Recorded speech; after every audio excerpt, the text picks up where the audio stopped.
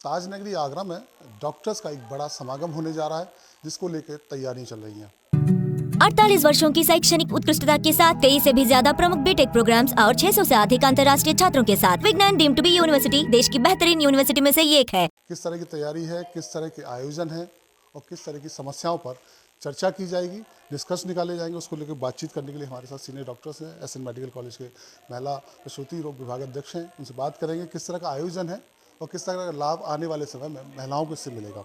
Ma'am, किस तरह का आयोजन है, आगरा शहर को लेकर और पूरे प्रदेश को लेकर किस तरह का संदेश देना चाहिए? ये उत्तर प्रदेश का वार्षिक अधिवेशन है, 3 दिन का है, 21, 22 और 23 मार्च डबल ट्री बाय हिल्टन में। पहले दिन 5 वर्कशॉप्स हैं, उसके बाद 2 दिन की कॉन्फ्रेंस है। इसमें हमने पब्लिक अवेयरनेस के लिए 20 तारीख की सुबह एक वॉकथन और 23 तारीख की दोपहर में एक पब्लिक फोरम भी रखा है। जो आने वाले हमारे इसमें 300 साढ़े 300 फैकल्टी मेंबर्स आ रहे हैं। वो यूपी के अलावा दिल्ली, मुंबई, पूना, अहमदाबाद, चेन्नई, हैदराबाद सब जगह से आ रहे हैं। और जो डेलीगेट्स हैं वो भी यूपी के बाहर के हैं। हमारे पास 800 से 1000 के बीच में डेलीगेट्स आएंगे और पोस्ट ग्रेजुएट स्टूडेंट्स करीब 250 आएंगे। उनमें से 200 पोस्ट ग्रेजुएट्स अपने रिसर्च पेपर पढ़ेंगे, क्विज़ में पार्ट लेंगे। और हम जिस विषयों पर मंथन करेंगे वो है हाई रिस्क प्रेगनेंसी, यानी प्रेगनेंसी में आने वाली समस्याएं, और प्रिवेंटिव गायनी ऑन्कोलॉजी, यानी कैंसर को हम कैसे बनने से पहले ही पकड़ लें और ट्रीट कर लें या बनने से रोक लें। उसके अलावा जो हमारे रीसेंट एडवांसेस हैं इनफर्टिलिटी के, प्रजनन संबंधी, उसको लेके। और जो हमारी ये जो वर्कशॉप्स होंगी उसमें एक लाइव वर्कशॉप है एंडोस्कोपिक सर्जरी की।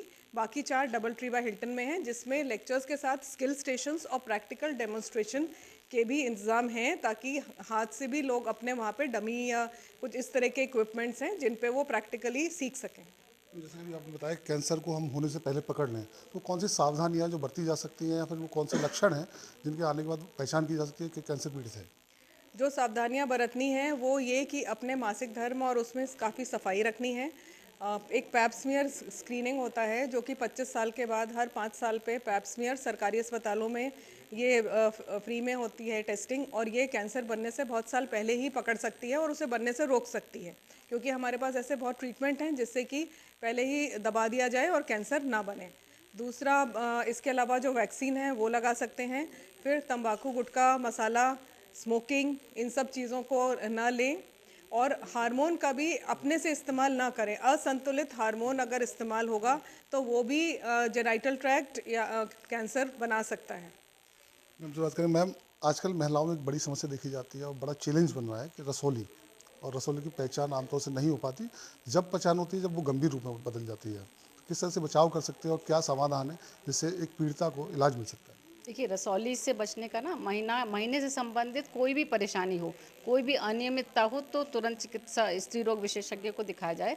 वो अवश्य आपको अल्ट्रासाउंड की सलाह देंगी और उससे छोटी से छोटी रसौली भी पकड़ में आ जाती है। 2 इंपॉर्टेंट जांचें होती हैं महिलाओं के लिए 30-40 साल की उम्र के बाद।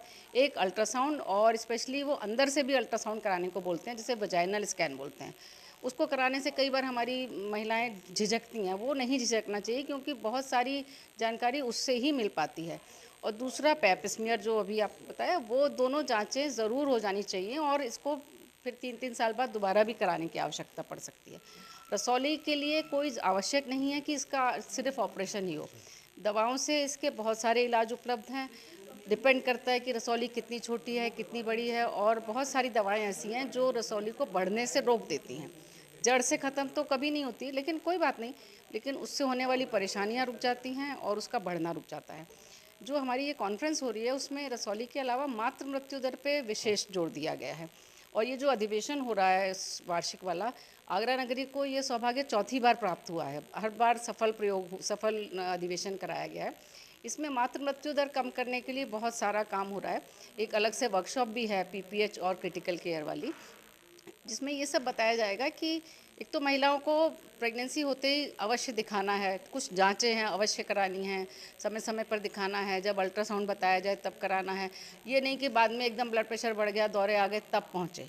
यदि वो समय समय पर दिखाती रहेंगी तो ये चीज़ें ज़रूर पहले से पकड़ में आ जाएंगी। और जब उनका खून ठीक रहेगा, ब्लड प्रेशर ठीक रहेगा, तो वो हमेशा स्वस्थ होंगी, बच्चा भी स्वस्थ होगा। ये सब जानकारी दी जाएगी। और यदि किसी को ब्लीडिंग ज़्यादा होती ही है तो उसको कैसे बचाया जा सके, उसके अलग अलग हमारे विशेषज्ञ आ रहे हैं जो कि सिखाएंगे। स्किल सिखाए जाएंगे मैनीक्विंस पे।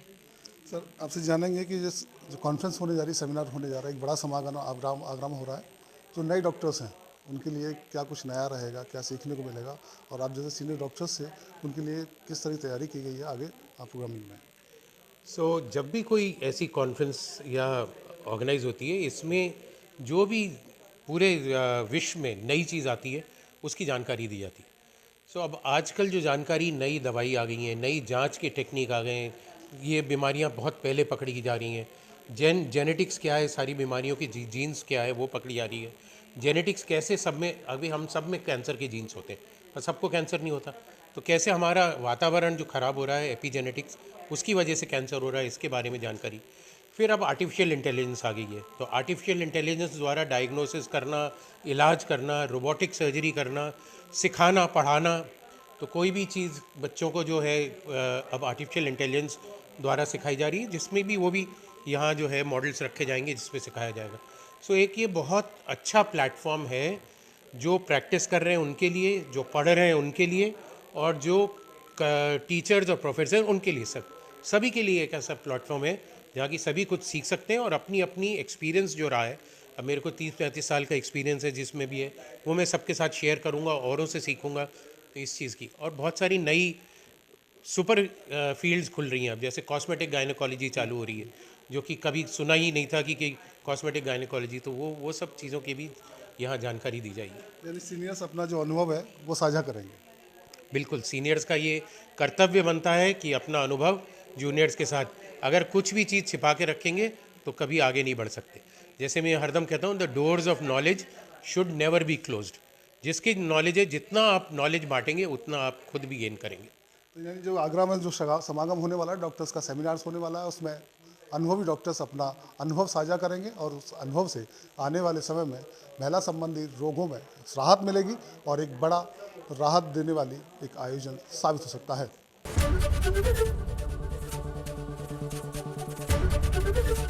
एबीपी गंगा, खबर आपकी, जुबान आपकी।